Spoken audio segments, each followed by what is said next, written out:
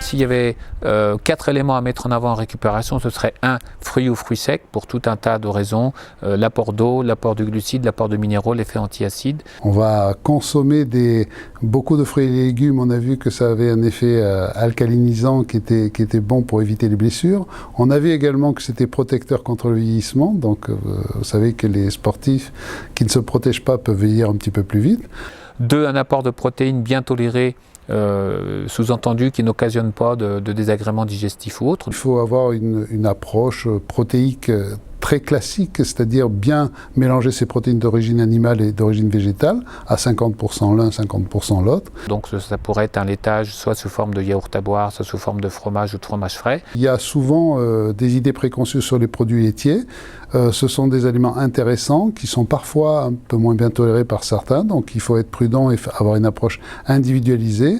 Nous préconisons surtout les produits laitiers d'origine fermentée, qui sont relativement beaucoup mieux tolérés que les produits liquides. Ça peut être même étendu à un autre apport protéique sous forme de jambon ou de poisson ou d'œuf comme on le fait dans l'équipe. Troisièmement, un apport de produits céréaliers parce que ça renforce l'apport énergétique et ça amène beaucoup de vitamines et de minéraux. Il faut penser beaucoup aux éléments venant des céréales complètes, aux éléments venant des légumineuses qui sont souvent oubliés.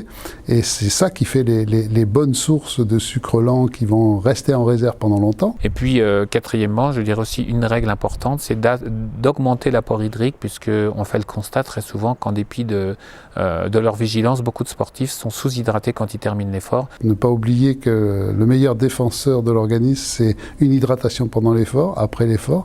Ne pas oublier de sucrer sa boisson d'hydratation, c'est très important pour se défendre contre les infections. L'hydratation joue un rôle essentiel puisque moins on est hydraté, plus les molécules qui sont présentes dans notre corps sont concentrées et plus elles risquent de précipiter, de former des microcalculs et donc de contrarier la récupération.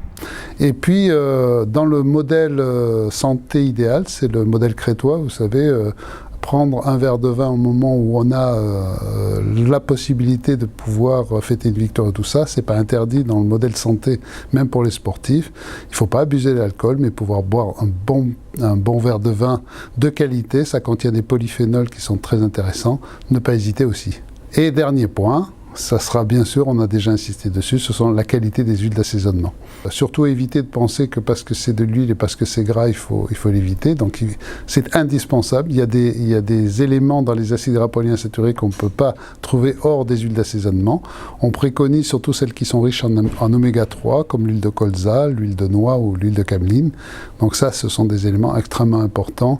Et surtout, ça permet de s'obliger un peu à avoir de l'assaisonnement de quoi? Des salades, des crudités qui sont souvent trop peu consommées dans l'équilibre alimentaire. Le plus tôt possible après l'effort, on amène ces aliments, mieux la récupération démarrera.